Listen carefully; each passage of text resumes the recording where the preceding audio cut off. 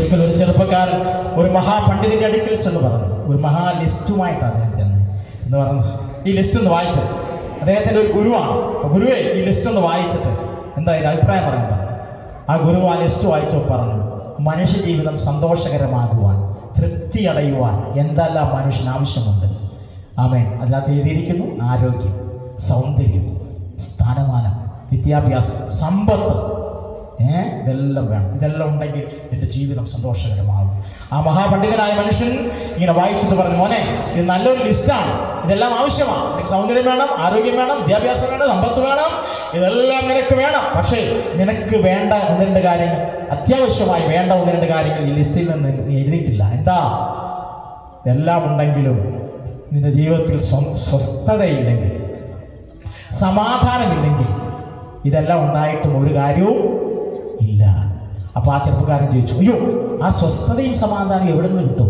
അപ്പോൾ അദ്ദേഹം പറഞ്ഞിങ്ങനെയാണ്, പണ്ഡിതൻ പറഞ്ഞിങ്ങനെയാണ്, അത് മാർക്കറ്റിൽ പോയാൽ അത് കടകളിൽ നിന്നും പൈസ കൊടുത്ത് വാങ്ങുന്ന ഒന്നല്ല. അതിന് നീ ചെയ്യേണ്ടത് നിന്റെ ജീവിതം ദൈവത്തിങ്കിലേക്ക് സമർപ്പിക്കണം. നിന്റെ ജീവിതം ഈശ്വരനിലേക്ക് മടങ്ങി വരണം. നീ തീരുമാനമെടുക്കണം, ഇനി ഞാൻ തിന്മ പ്രവർത്തിക്കുകയില്ല, നല്ല കാര്യങ്ങൾക്ക് വേണ്ടി ഞാൻ ജീവിക്കുമെന്നുള്ളൊരു തീരുമാനവും. ബാക്കി ഈ കാര്യങ്ങളെല്ലാം നിനക്കുണ്ടെങ്കിൽ നിന്റെ ഈ ഭൂമിയിലെ ജീവിതം സന്തോഷകരമാകും. ഒരു കാര്യം വിശുദ്ധ ബൈബിളിലൂടെ ഞാൻ പറയട്ടെ. പ്രിയ സ്നേഹിതരെ, പ്രിയ ഈ ദേശത്തുള്ള ഞങ്ങളുടെ സഹോദരങ്ങളെ, നമ്മളുടെ ജീവിതം വചനം പറയുന്നു 70 അല്ലെങ്കിൽ 80 വർഷമാണ് നമ്മുടെ ഈ ഭൂമിയിലെ ആയുസ്.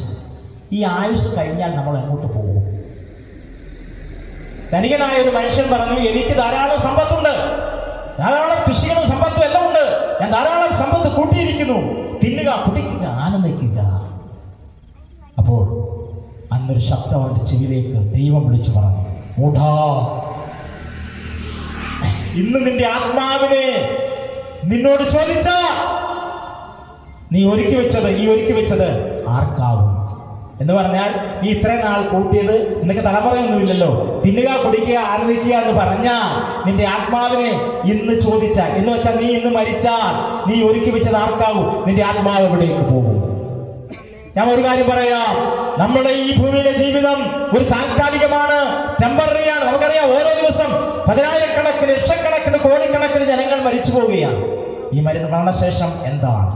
മരണശേഷം തല തെക്കോട്ടോ വടക്കോട്ടോ എന്നാണ് ലോകപ്രമാണം പറയുന്നതെങ്കിൽ വിശുദ്ധ ബൈബിൾ പറയുന്നു, ഒരിക്കൽ മരിക്കുകയും പിന്നെ ന്യായവിധി ദൈവം മനുഷ്യനായി നിയമിച്ചിരിക്കുന്നു. God has appointed 3 things to man. മനുഷ്യന് 3 കാര്യങ്ങൾ അപ്പോയിന്റ് ചെയ്തിരിക്കുക. അതിലൊന്നാണ് മരണം, മറ്റൊന്ന് ന്യായവിധിയാണ്, മറ്റൊന്ന് മഹാനിത്യരക്ഷയാണ്. ഓ ഹല്ലേലൂയ! ദൈവം ഒരുക്കി വെച്ചിരിക്കുന്നത് രക്ഷ. മനുഷ്യൻ എന്ന വാക്കിന്റെ അർത്ഥം തന്നെ മനനം ചെയ്യുന്നവനെന്നാ അല്ലെ? എന്ന് വെച്ചാൽ ചിന്തിക്കുന്നവനെന്നാ. ജീവജാലങ്ങൾക്കോ മൃഗങ്ങൾക്കോ കാട്ടുമൃഗങ്ങൾക്കോ ചിന്തിക്കാനുള്ള കഴിവുണ്ടോ സഹോദരങ്ങളെ? ഇല്ല. ഒരു നായ ഇതുവഴി പോയാൽ അതുവഴി ഒരു കാറ് വരുമ്പോൾ അത് ഒഴിഞ്ഞു പോകണം എന്ന് അതിനറിയത്തില്ല, അതിന് വിവേകമില്ല. അത് ഒരു വർഷം ഒഴിഞ്ഞേക്കാം, അത് അതിന്റെ വിവേകം കൊണ്ടല്ല. മൃഗങ്ങൾക്ക് വിവേകമില്ല. കാരണം എന്താ? മൃഗങ്ങൾക്കും ജീവജാലങ്ങൾക്കും ആത്മാവില്ല, ദൈവം നൽകിയ ആത്മാവില്ല. അവർക്ക് ദേഹി മാത്രമേ ഉള്ളൂ, ശരീരവും പ്രാണനുമേ ഉള്ളൂ. അവർ വിട്ടാൽ അവർ ഈ ഭൂമിയിൽ നിന്ന് തുടച്ചു മാറ്റപ്പെടുന്നു. പക്ഷെ മനുഷ്യൻ അങ്ങനെയല്ല. മനുഷ്യനെ ദൈവം സൃഷ്ടിച്ചത് നേരായി സൃഷ്ടിച്ചു. അവനൊരു നിത്യതയും ദൈവം മനുഷ്യനായി ഒരുക്കി വെച്ചിരിക്കുന്നു. ശലോമോൻ വിളിച്ചു പറയുന്നു, ദൈവം മനുഷ്യനെ സൃഷ്ടിക്കുകയും മനുഷ്യനൊരു നിത്യത ഒരുക്കി വെച്ചിരിക്കുന്നു. അതുകൊണ്ടാണ് ദൈവം വിളിച്ചു ചോദിച്ചത്, മൂടാ, നിന്റെ ആത്മാവിനെ എന്ന് ചോദിച്ചാൽ നീ ഒരുക്കി വെച്ചിരിക്കുന്നത് ആർക്കാകും? ഇന്ന് രാത്രി ഈ ചോദ്യം ഇവിടെ മുഴങ്ങുന്നുണ്ട്. നിന്റെ ജീവിതത്തിലെ വിവിധ സ്വപ്നങ്ങളുമായി നീ മുന്നോട്ട് പോവുകയാണ്. പക്ഷേ ഇന്ന് മരിച്ചാൽ നമ്മുടെ ആത്മാവ് എവിടെ പോകും? നിത്യമായ നരകത്തിലോ സ്വർഗത്തിലോ? യേശു ഒരു വലിയ പ്രോമിസ് തരുന്നുണ്ട്. ഞാൻ നിങ്ങൾക്കായി സ്ഥലം ഒരുക്കുവാൻ പോകുന്നു. ഞാൻ ഒരുക്കിയാൽ ഞാൻ ഇരിക്കുന്ന ഇടത്ത് നിങ്ങളെ ഇരുത്തേണ്ടതിന് പിന്നെയും വന്ന് നിങ്ങളെ എൻ്റെ അടുക്കൽ ചേർക്കും. കർത്താവ് നമുക്ക് ഒരുക്കി വെച്ചിരിക്കുന്ന നിത്യതയുടെ അനുഭവം നമ്മൾ നഷ്ടപ്പെടുത്തി കളയരുത്. Praise the Lord. അതുകൊണ്ട് എന്താ, പാപം ഉപേക്ഷിച്ച് പാപം നിർമ്മാർജ്ജനം ചെയ്ത് യേശു ക്രിസ്തുവിനെ രക്ഷിതാവായി സ്വീകരിപ്പാൻ ഇന്ന് രാത്രിയിൽ കേൾക്കുന്ന വചനത്തിൻ്റെ മുമ്പിൽ ഒരു തീരുമാനത്തിനായി നിങ്ങൾക്ക് വിട്ടുതരികയാണ്. യേശു വന്നത് പാപിയെ രക്ഷിക്കുവാൻ വേണ്ടിയാണ്. യേശു നൽകിയത്, പാപിയെ രക്ഷിക്കാൻ എന്താ നൽകിയത്? യേശു നൽകിയത് തൻ്റെ പുണ്യാഹ രക്തം, പരിശുദ്ധമായ രക്തം. കാരണം ആമേൻ, ഹല്ലേലൂയ, യേശു ജനത്തിന് നടുവിൽ നിന്ന് വിളിച്ചു ചോദിച്ചൊരു ചോദ്യമുണ്ട്, നിങ്ങളിൽ ആർക്കെന്നെ പാപത്തെക്കുറിച്ച് ബോധ്യം വരുത്താം? അവൻ പാപമില്ലാത്തവൻ, അവൻ പരിശുദ്ധൻ, ആമേൻ, അവൻ സ്വർഗത്തിൽ ഇറങ്ങി വന്ന ജീവനുള്ള ദൈവപുത്രൻ, ആമേൻ, അവനിൽ പാപമില്ല. ലോകത്തിലുള്ള സകല മനുഷ്യരിലും പാപം, ആദമ്യവർഗത്തിന്റെ സകല മാനവരാശിയിലും പാപമടങ്ങിയപ്പോൾ ഒരേ ഒരുവൻ പാപികളെ രക്ഷിക്കുവാൻ, പാപമില്ലാത്തവനായി പരിശുദ്ധനായ ക്രിസ്തു സ്വർഗത്തിൽ നിന്നും ഈ താണലോകത്തിലേക്ക് ഇറങ്ങി വന്നു.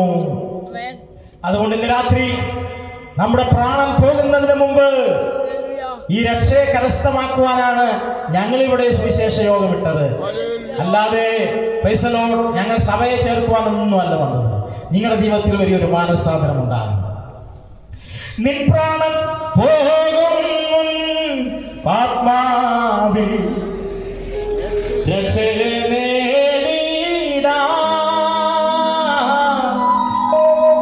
നിൻ പ്രാണൻ പോകും ആത്മാവിൽ രക്ഷയെ നേടിടാം.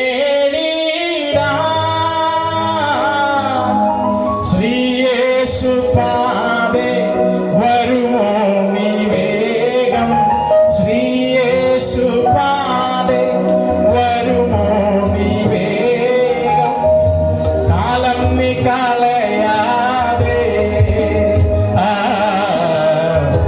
നീതു മറക്കാതെ.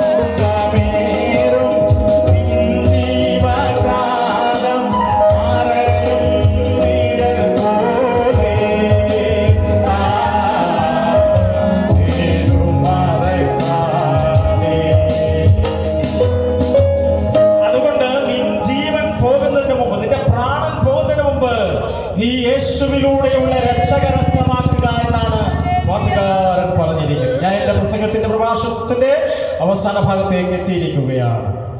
പാപികളെ രക്ഷിക്കുവാൻ യേശു എന്ത് ചെയ്തു? ഹല്ലേലൂയ.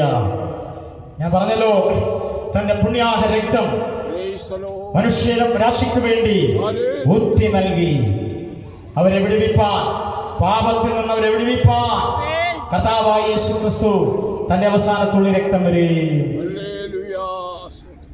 നമുക്കറിയാം, യേശു ജനിക്കുന്നതിന് മുമ്പ് ഞാൻ പറഞ്ഞല്ലോ, യെശയ്യാ പ്രവാചകനും ചെറിയ പ്രവാചകന്മാരും ഒക്കെ യേശുവിന്റെ ജനനത്തെക്കുറിച്ചും യേശുവിന്റെ ജീവിതത്തെക്കുറിച്ചും യേശുവിന്റെ അത്ഭുതങ്ങളെക്കുറിച്ചും യേശുവിന്റെ മരണത്തെക്കുറിച്ചും യേശുവിന്റെ അടക്കത്തെക്കുറിച്ചും യേശുവിന്റെ ഉയർപ്പിനെ കുറിച്ചും എഴുതി വെച്ചിരുന്നു. മാനവരാശിയുടെ പാപത്തിന്റെ പരിഹാരത്തിന് വേണ്ടി ആമേൻ കാൽവരി ക്രൂശിലേക്ക് നടന്നു നീങ്ങുന്ന ഒരു വലിയ ജാഥ. ഇന്ന് രാത്രി ഞാൻ കാൽവരി ക്രൂശിലേക്ക് നിങ്ങളെ കൊണ്ടുപോകുകയാണ്.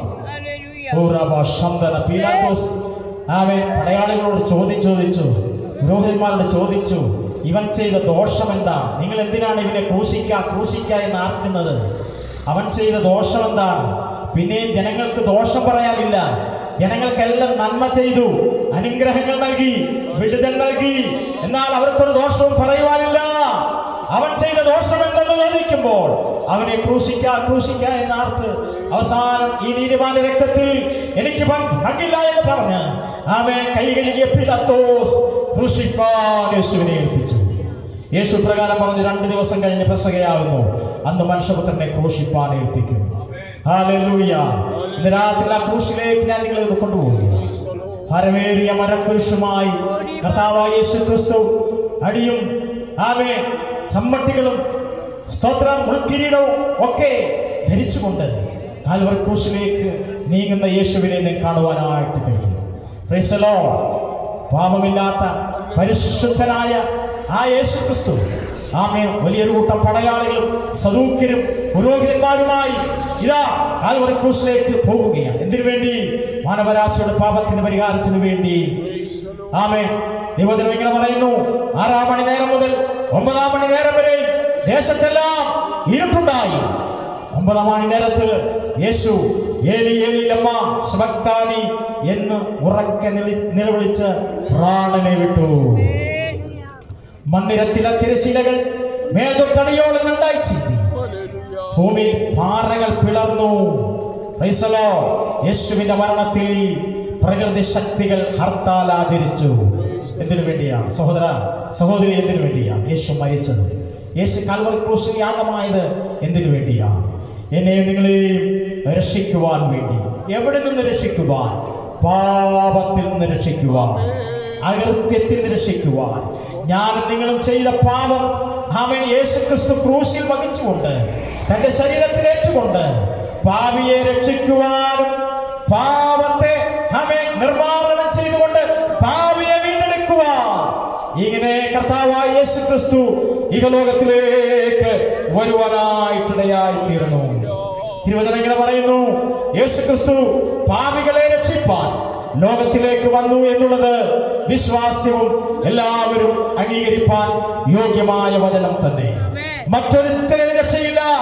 നാം രക്ഷിക്കപ്പെടുവാൻ ആകാശത്തിന് കീഴിൽ ഭൂമിക്ക് മുകളിൽ മനുഷ്യനിടയിൽ നൽകപ്പെട്ട മറ്റൊരു നാമവുമില്ല. ഇതാണ് യേശു ക്രിസ്തുവിനെ കുറിച്ചുള്ള നാമം.